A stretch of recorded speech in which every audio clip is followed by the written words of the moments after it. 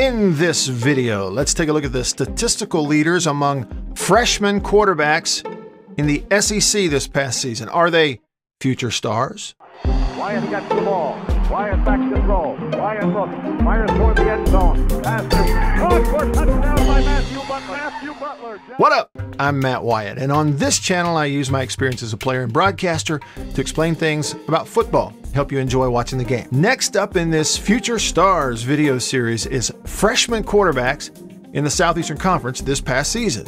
And what I'm doing is focusing on the statistical leaders. Now, keep in mind, I believe stats are like a bikini. They show you a lot, but not everything. But that's what we have to go by right now.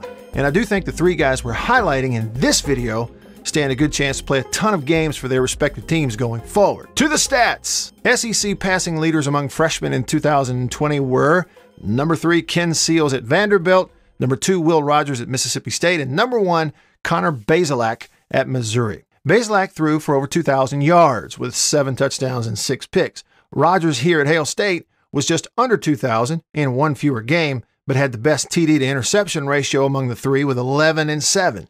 And Seals at Vandy, also a shade under 2,000 yards, had the most touchdown passes among freshmen with 12, but also had the most picks with 10. Now, let me point out, there's no question there are some other freshman quarterbacks we saw this year in the SEC who are future stars, but maybe they just didn't play as much. For example, Finley and Johnson at LSU. You'll be glad to know I've got a separate video in the works with those guys in mind. Not to mention uber talented Bryce Young at Alabama, who'll take over next year.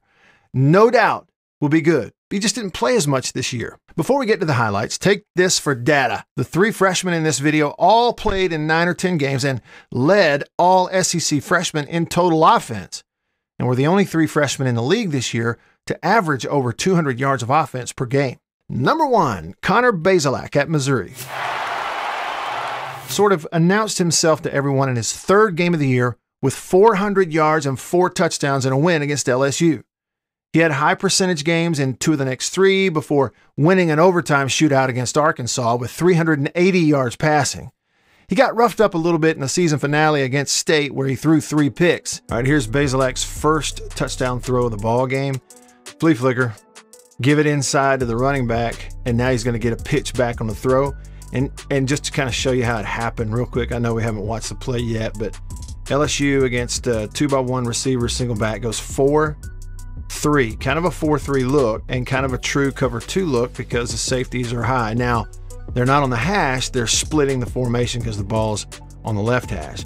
But the corner's going to stay up, so you get an inside release by the receiver right into the face of the safety. And when the safety peeks in the backfield and sees handoff, he freezes.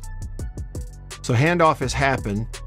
It's just off screen, but safety's peeking and freezing, and now so the receiver's going to run right by him. The backside or opposite side safety is going to do a pretty good job of trying to run it down over there. Pitch back, he's wide open. Now it's a matter of Basilek putting it on him. And it's actually a little bit underthrown. See, this is the backside safety who came over.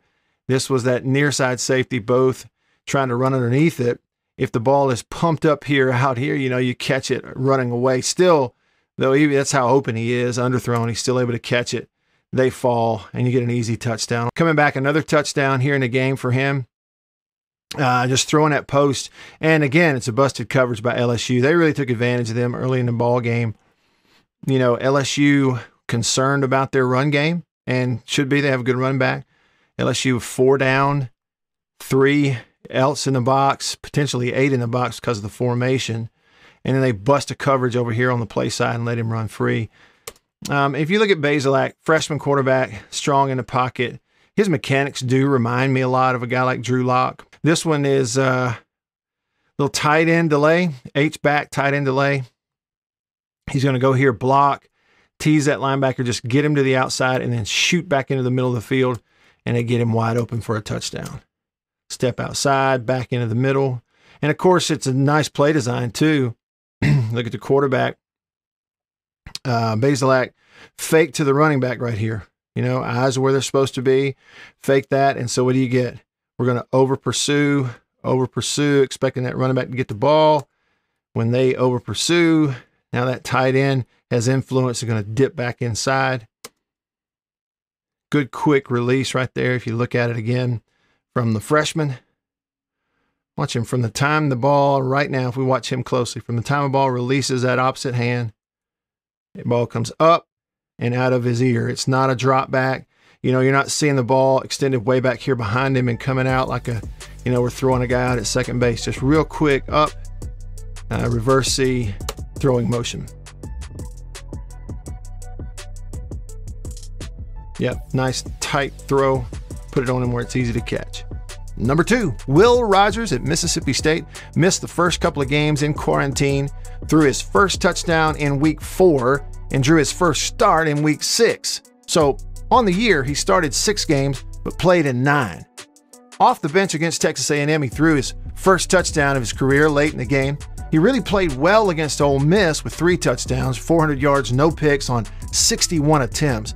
And he really looked sharp against Missouri with 3 more TDs on what was a good day for his team offensively. All right, here's Will in that Egg Bowl, an example ball in the middle of the field of getting a throw up the field, kind of into that void on a deep corner. And you're going to see him extend with his legs.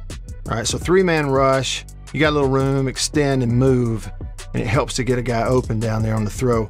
If I go back and show you, this is something that when Will Rogers began playing for Mississippi State, it gave them something they hadn't had, and that's a quick twitch athlete back here who could step away from the rush and extend a little more. And he even ran the ball more as the season went on, had a touchdown run in the bowl game. And he's a pretty good athlete.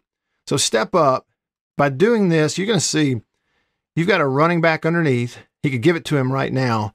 They went switch where the outside went post and the inside receiver is going deep corner. So they're switching it up back here on this, back here in the secondary. But you're going to see he could give it to him now, but by extending and moving forward, these guys are coming up, and it's actually going to create a little space to throw it behind them right here. You see them now, 2 that step up, and now you got a little more space to drive it in there, and it becomes a bigger play. He had 3 touchdown passes in this game, and this is a one-on-one slant right here, and he's going to put it up high. I think it's intentionally a high throw. I'll show you what I mean. He's got a defender who's sort of in between here. He's expecting him to be open. He's expecting him to be open. And in between is potentially this one defender. So he's going to play off of him. And at the time he lets the ball go, say, like, I like this one-on-one. He's beat to the inside. But if I drive it in there on his number, I'm throwing it right into his helmet. That's the thing we can't see up here from the press box, that from the field level, if we look through his helmet, he sees a blue jersey, blue helmet if I drive it on a line. So he's got to put it up. All right, so he's going to put it up comfortably back here to the back of the end zone, make sure he can't make a play on the ball, and give his guy only an opportunity, expect him to go get it, and he goes and gets it for the score. A little flexing after the play. See it again. Just put it up. It's an intentional high throw, and his receiver makes a play for him. Here's one again, extending and making a play with his legs. And again, like I said, we saw this more from him. It did really make a difference at times in the offense, just the fact he could move around away from the rush, but also make yards. And this is against Missouri. And this is what you get when teams are playing some man-to-man coverage and matchup underneath. If they, for instance, if you watch on the outside, he's going to turn and run. Runs with the receiver, right? So you're running those guys out of there. Maybe they're covered, maybe they're not. The other thing is backs out of the backfield, and the only guy near side that can make a tackle on the quarterback is running step for step with him. So you get man coverage that are concerned with your receivers. You can hurt them with your legs, and he was able to do that some. Accuracy underneath. This is another thing this is why Will became the starter, started to get better and better, started to have some success. They had success in 2 losses against Georgia and Ole Miss, and then began to win some games, beat, Missouri and Tulsa at the end of the year. But a lot of it is against, whether it's man or zone, accuracy on underneath stuff, timing and accuracy. So right now, there's no hesitation. The ball's coming out quickly. The second thing is the placement of it. If he throws this and it's behind him, he's going to have to stop, try to make a catch, and he's going to get popped by the trailing defender. If it's high and behind, it's a tip ball and maybe a pick.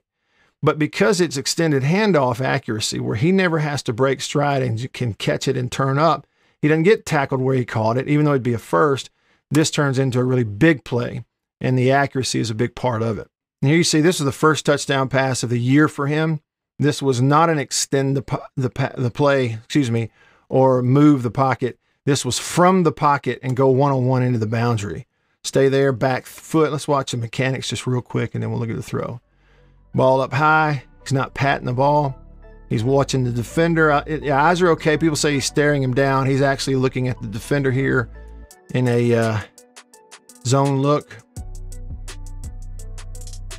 1-2, and then get the ball out quickly. What about the mechanics? Pretty good. You know, a little bit of a long release. Ball's a little bit back and not straight up, but it's a much longer throw. It's a good tight release, a little tight reverse C, and get it out of there quickly. Zip away from the defender, accuracy with the time for the receiver to make the move. And he showed this throughout the year, got better and better. 1, 2, 3, zip. Ball placement. Again, if it's left inside, it's batted away or picked. If it's too far away, you just get a tiptoe on the sideline completion. But here, accuracy away from the defender and a chance to make yards. Good move after the catch.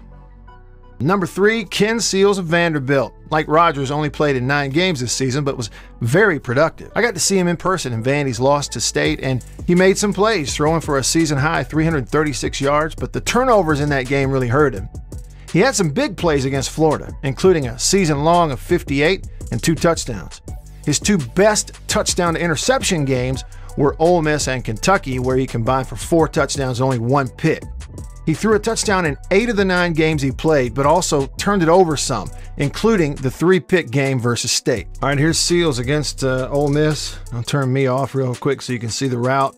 They're going wheel route with the inside receiver and slant on the inside. Oh, I'm sorry, on the outside, reading off that next level defender. If he goes back, we'll come underneath the slant or work backside, maybe underneath to the back.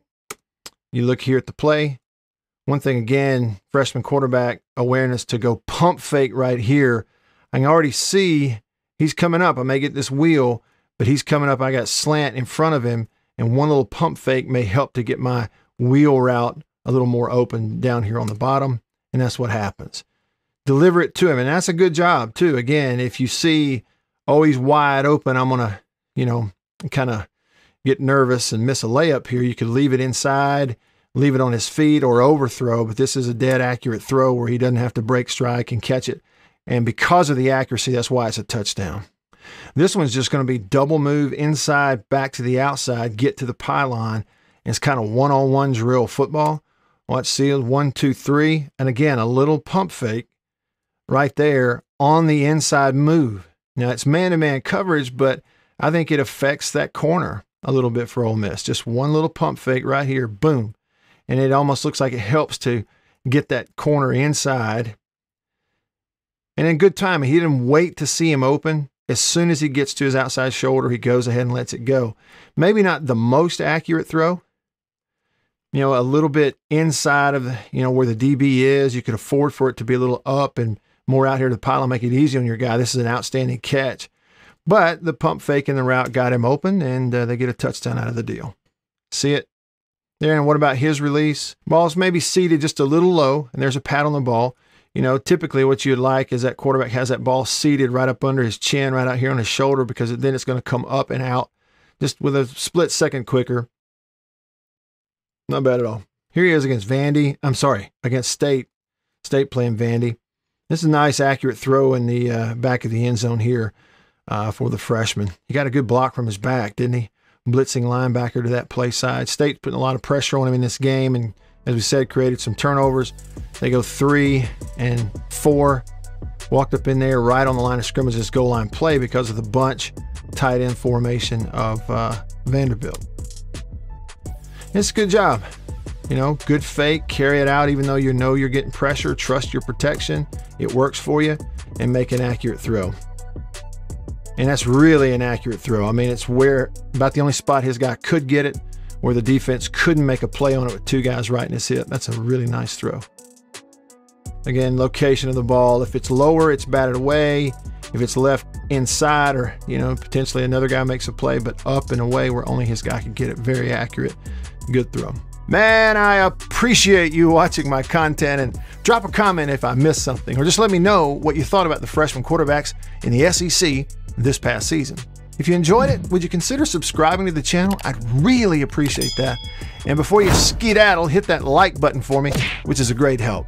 If you have any questions or suggestions for future videos, reach out to me on social media. I'm Radio Wyatt. Again, thanks for watching, and I'll see you on the next one. See ya!